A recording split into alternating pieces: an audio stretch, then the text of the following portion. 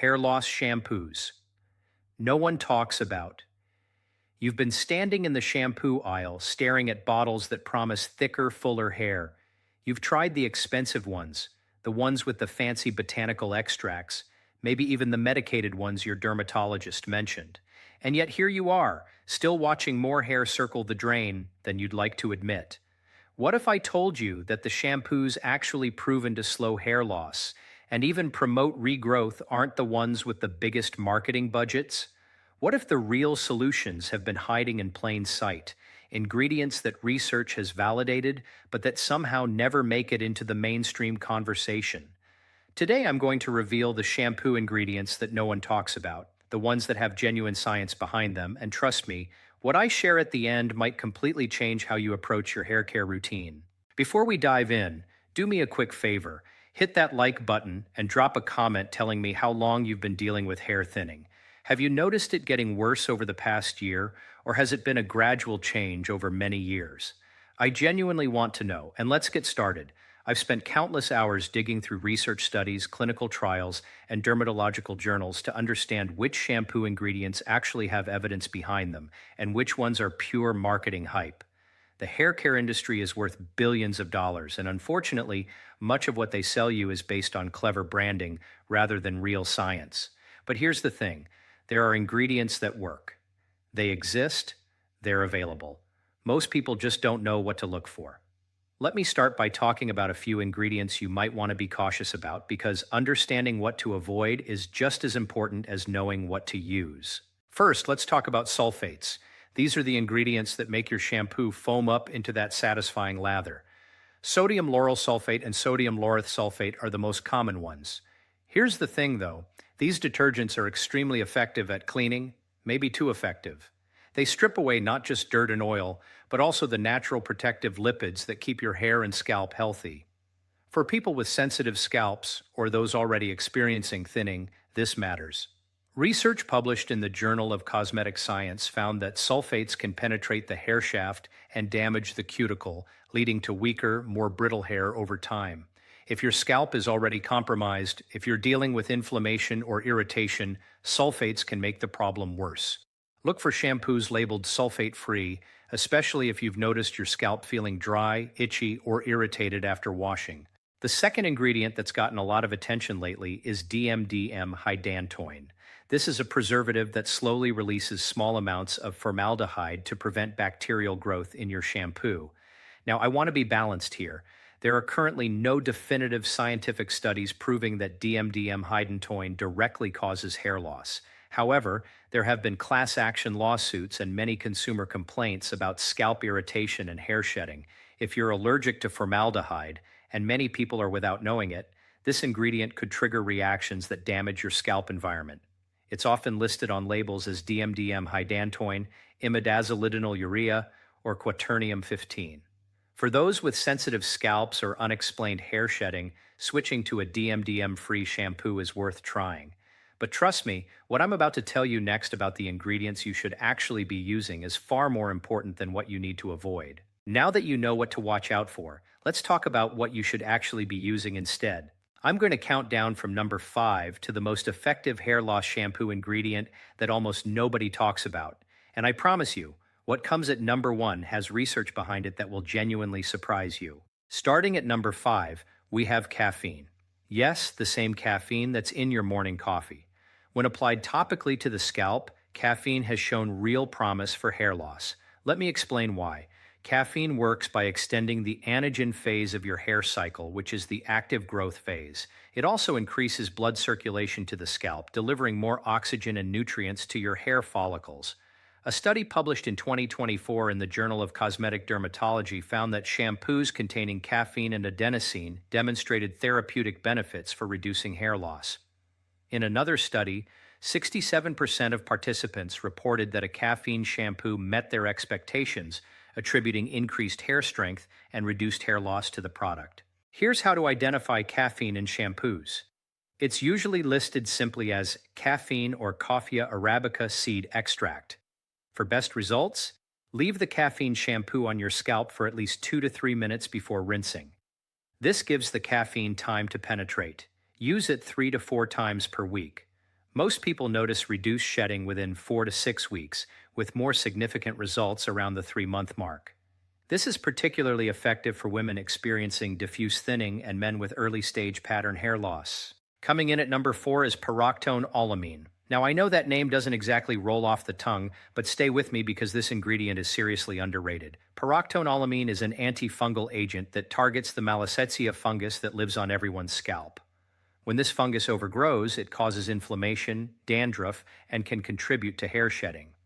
A landmark study comparing pyroxadolamine to ketoconazole and zinc pyrithione found that men who used the pyroxadolamine shampoo saw a 16.6% reduction in hair loss after 6 months.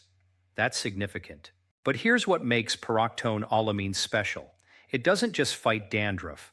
Research shows it may actually increase hair shaft diameter, making individual hairs appear thicker. A 2024 study found that pyroxadolamine improved the overall scalp microbiome and reduced oxidative stress, both of which create a healthier environment for hair growth. You'll find this ingredient listed as pyroxadolamine on shampoo bottles. Look for concentrations around 0.5 to 1%. Use it 2 to 3 times per week. It's particularly beneficial for anyone who notices that their hair loss worsens when their scalp is flaky or irritated. If you've always written off your dandruff as unrelated to your thinning hair, think again. At number 3, we have saw palmetto. This is a natural DHT blocker derived from the berries of the Serenoa repens plant. DHT, or dihydrotestosterone, is the hormone primarily responsible for shrinking hair follicles in androgenetic alopecia, which is the most common type of hair loss in both men and women. Let me explain why saw palmetto matters. Saw palmetto contains compounds that inhibit the enzyme 5-alpha reductase, which converts testosterone into DHT. While prescription medications like finasteride do this more powerfully, they come with potential side effects that many people want to avoid. Saw palmetto offers a gentler, natural alternative. A meta-analysis found that 60% of patients who used saw palmetto showed improvement in overall hair quality, 27% saw an increase in total hair count, and 83% experienced increased hair density. Now, the research on topical saw palmetto in shampoos specifically is still developing, but when combined with other active ingredients, it can be part of an effective hair loss protocol. Look for shampoos that list saw palmetto extract, Serenoa repens fruit extract, or Serenoa cerulata fruit extract. For best results, use these shampoos consistently for at least 3 to 6 months. Natural DHT blockers work more slowly than pharmaceutical options, but can reduce DHT by 10 to 30% without the side effect concerns. The scary part is that most mainstream shampoo brands don't include any of these evidence-based ingredients. They fill their bottles with silicones that make your hair feel temporarily smooth, but do nothing for the underlying health of your follicles. Coming in at number 2 is ketoconazole. This antifungal ingredient has been studied extensively for hair loss, and the results are remarkable. In fact, a 1998 study published in the journal Dermatology found that 2% ketoconazole shampoo increased hair density and the proportion and size of hair follicles in the growth phase. The researchers found it was nearly as effective as the FDA-approved treatment minoxidil. Let me explain why this works.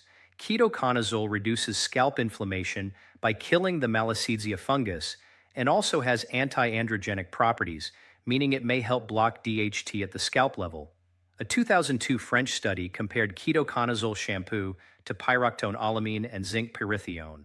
All three helped reduce hair shedding, but ketoconazole had the additional benefit of reducing inflammation markers. Here's the practical information you need. Ketoconazole is available over the counter in 1% strength under the brand name Nizoral in many countries. The 2% strength requires a prescription and is likely more effective for hair loss. For hair loss purposes, use ketoconazole shampoo 2 to 3 times per week. Leave it on your scalp for 3 to 5 minutes before rinsing to allow the active ingredient to absorb. It can be slightly drying, so use a gentle conditioner on the mid-lengths and ends of your hair afterward. Results typically become noticeable after 2 to 3 months of consistent use. This is particularly effective for people whose hair loss is accompanied by scalp irritation, flaking, or inflammation. But what comes next is even more powerful, and it's something that the mainstream hair care industry has completely overlooked. The number one hair loss shampoo ingredient that no one talks about is rosemary oil, I can already hear some of you thinking that sounds too simple, too natural, too good to be true. But let me share the research with you. In 2015, a randomized clinical trial compared rosemary oil directly to 2% minoxidil, which is the gold standard topical treatment for hair loss. 100 patients with androgenetic alopecia were divided into two groups. After 6 months, both groups showed significant increases in hair count. Let me say that again. Rosemary oil performed just as well as minoxidil for promoting hair growth. And here's the bonus. The rosemary group experienced significantly less scalp itching than the minoxidil group. Better compliance, fewer side effects, similar results. Let me explain why rosemary oil works. The primary active compound is rosmarinic acid, which has anti-inflammatory and antioxidant properties.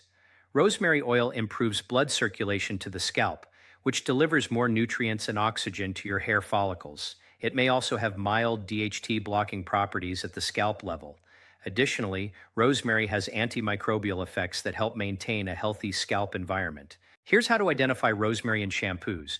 Look for Rosmarinus officinalis leaf oil, rosemary leaf extract, or rosemary essential oil in the ingredient list. The position matters too.